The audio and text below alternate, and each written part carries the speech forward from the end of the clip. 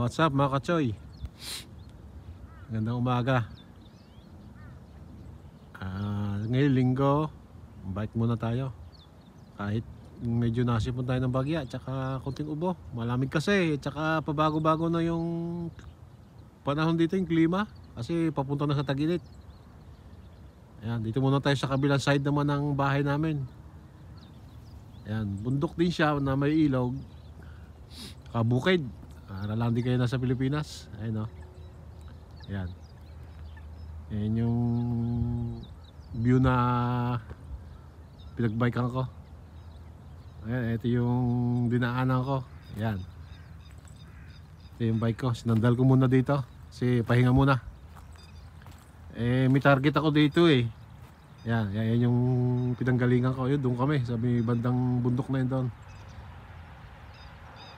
Yung JA na tinatawag, ayan, yung parang bodega ng co-op, ng parang samahan ng mga magsasaka. Yung pag umaanay, dyan nilalagay sa bodega yung mga inaanin nila na palay. May nakapagsabi sa akin na kasama kong Hapon, dyan daw siya namimili ng bigas, yung 30 kilos, ay papapihit pa. Nasa Ichimang Nising lang daw.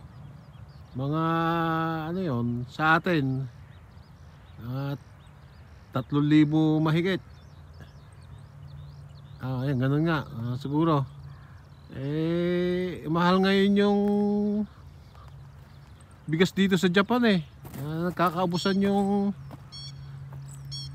bigas. Tumaas siya. Ngayon yung 10 kilo nasa 8,000. Halos pumapatak sa Pilipinas ng mga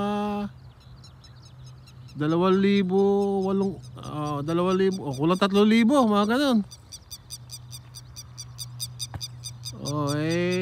Napakamahal. Dati mabibili mo lang siya ng 4,000 por yung seng sa Japan, yung pera ng Japan.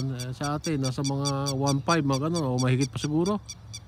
Yan, nagmakasakali ako dito sa JA na tinatawag, yung bodega ng mga magsasaka. Tingnan ko lang kung makakapagtanong tayo. Dumaan ako kanina, sarado kasi linggo ngayon. Sinubukan ko lang naman para, kasi nga hindi naman dapat pumunta dyan dahil may nabibili naman na palay sa mga tindahan, kaso napakamahal na. May nakapagsabi lang sa akin na Hapon, ayun, may nagbabike pa. Ayan, dito rin yung daan niya. Racer naman ang dala. Ito yung dinaanan, ayun ang pupuntahan ko. Ayan yan. Ayan yung ilog, maganda Ayan, bundok din.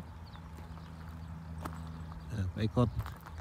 Doon naman kung didiretsuhin mo yan, yung papunta sa pinagtatrabahuhan ko. Dati dyan ako nagbabike dyan din ako dumadaan. Ayun, bilis ng racer ang dala niya. Ayan yung bisikleta ko, sinandal ko muna. Ayan.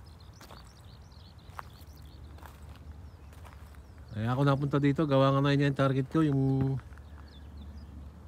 sa bodega ng mga palay ng samahan ng mga magsasaka dito. Kaso sarado, linggo kasi. Pagka namulaklak naman sa isang buwan, o ngayon itong katapusan ng buwan na to, may mga sakura na kung tawagin dito sa Japan. Yan, yung halera ng mga puno na yan, mamumulaklak yan. Yan, mahaba yan. Marami rin nagpupunta tao dito. Ayan, bukid to Ayan, mga bukid. Malaking bukid to. Alam mo nga, nasa Pilipinas ka lang. Ayan Ganda yung lugar. Lamig-lamig nga lang pa ng bagya. Gawa nga ng hindi pa natatapos yun pero malapit na matapos yun ng taglamig papunta sa tag-init, kaya pabago-bago na yung klima, kaya malakas makasipon at ubo. Yan, ang daan ng sasakyan, pero ito daan din ng sasakyan pero madalang bike. Yan, kaya maganda mag-bike dito, hindi delikado. Sige mga kachoy, nakita ko lang yung pinagbisikletahan ko dito, yung ibang lugar naman. Yan, nga kasi nga target natin nga yung sabi ko kanina na bodega ng paalay. Ayan, Hindi natin kung makakapagtanong tayo kung nagbebenta sila ng paisa-isa, dalawa ng sako. Kaso sarado eh. Sa ibang araw siguro. Ilog. Sige mga kachoy, maraming salamat sa inyo. Ingat po kayo lagi. Thank you. Bye bye.